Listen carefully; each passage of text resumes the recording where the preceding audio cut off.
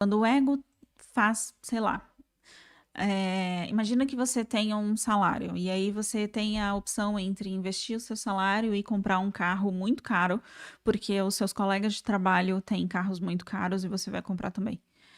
Para ser mais admirado por causa do seu ego, da sua vaidade. E aí, quando você compra esse carro muito caro, você vai lá e perde seu emprego, e aí aquele carro vira uma dívida, e você não consegue mais vender aquele carro que ele era muito caro, ou seja, carros muito caros desvalorizam muito. E aí você se arrepende amargamente de ter feito isso e olha para o seu passado e pensa: caramba, eu tinha a oportunidade de investir num negócio que hoje está multimilionário, mas eu comprei um carro muito caro. Que hoje nem esse carro eu tenho mais porque eu só tenho a dívida dele. E aí, quando você olha para esse lugar de arrependimento e você percebe, caramba, olha como eu fui egóico, olha o tamanho da minha vaidade, como a minha vaidade estragou tudo. E aí há esse reconhecimento virtuoso, ou seja, tá tudo bem, eu me perdoo por ter tomado decisões imaturas, por ter feito decisões que não eram tão boas para mim. Eu não sabia diferente, hoje eu sei. E você segue em frente, ou seja, se abre para seguir em frente, se abre para permitir que outras pessoas saibam sobre aquilo que aconteceu quando houver espaço. Ou seja, compartilhe o seu aprendizado com outras pessoas também, quando houver espaço, quando as outras pessoas quiserem também saber. No arquétipo do eremita, ou seja, você tem a sua luz e ela fica disponível.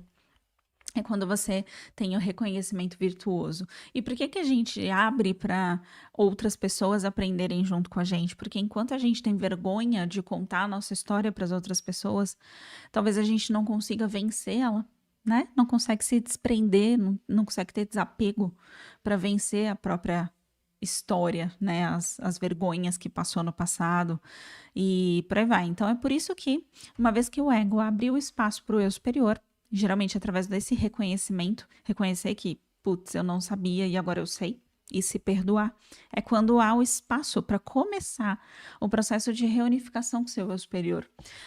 Você precisa ter passado por 100% de todo o processo de transformação, de desenvolvimento de virtudes? Não. Para se reconhecer e como parte da fonte criadora e para estar em conexão com o seu próprio eu superior, você não precisa ter passado por 100% do processo de transformação. Basta que você tenha começado a abrir espaço no seu coração.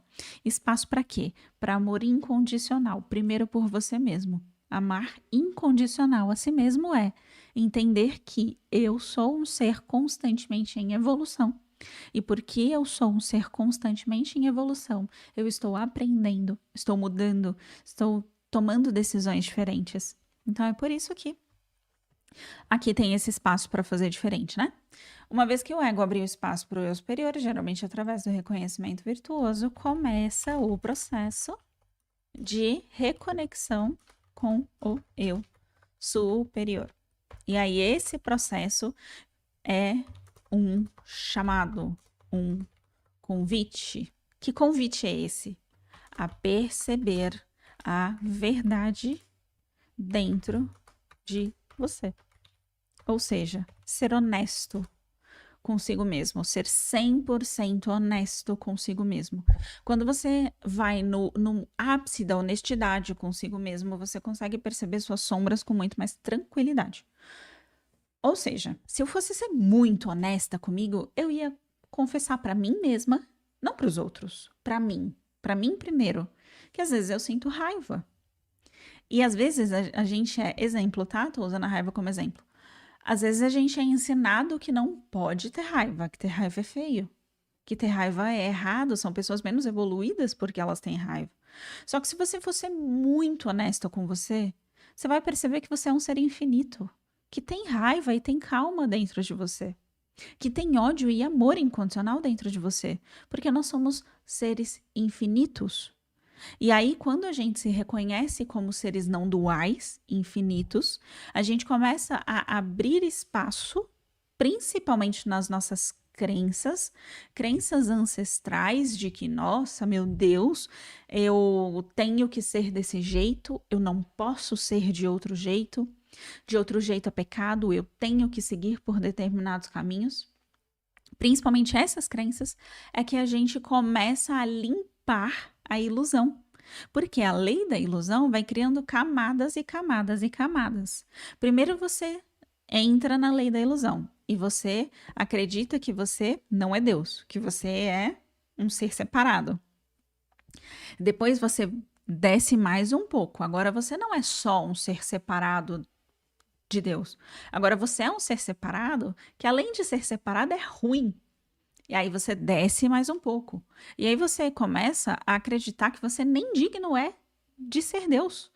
Que você não deveria encher o saco de Deus com coisas inúteis. Que você nem deveria falar muito com Deus, porque senão você vai acabar enchendo o saco dele. Então percebe como a gente vai descendo cada vez mais na ilusão?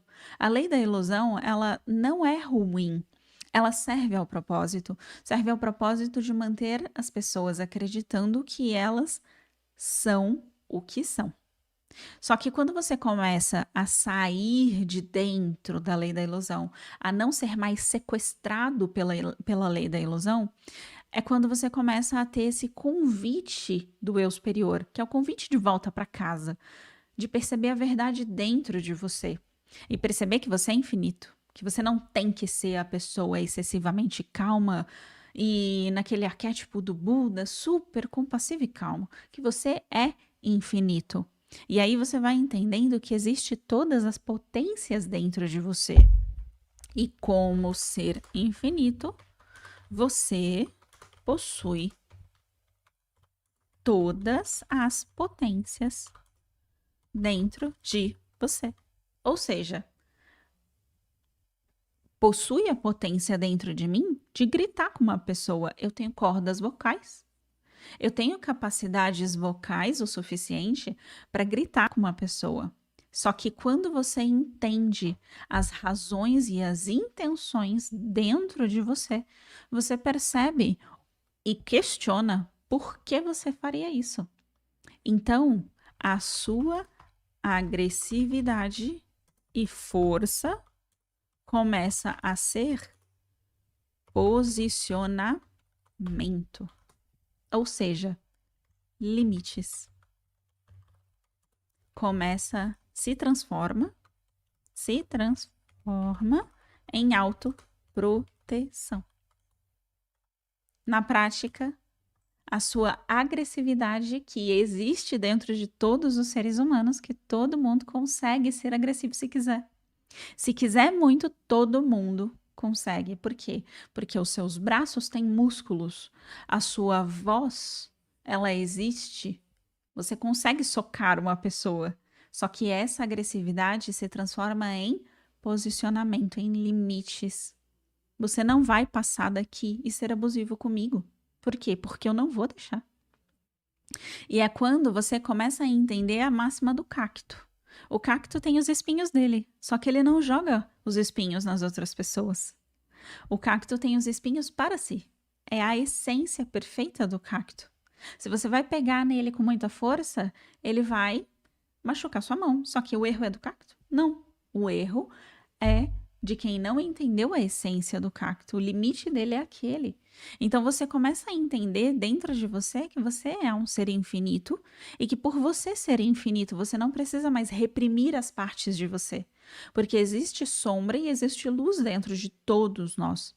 Só que a gente começa a transformar a nossa sombra em luz. Ou seja, a gente tem conhecimento para lidar com a nossa sombra, conhecimento para transformar, transcender as nossas sombras. Se agora a agressividade era sombra, era errado, era algo que era pecado, era algo que eu deveria me envergonhar, se agora a raiva era algo que eu deveria me envergonhar, agora eu posso transformar isso em limites. E começar a pôr limites nas pessoas que são abusivas comigo.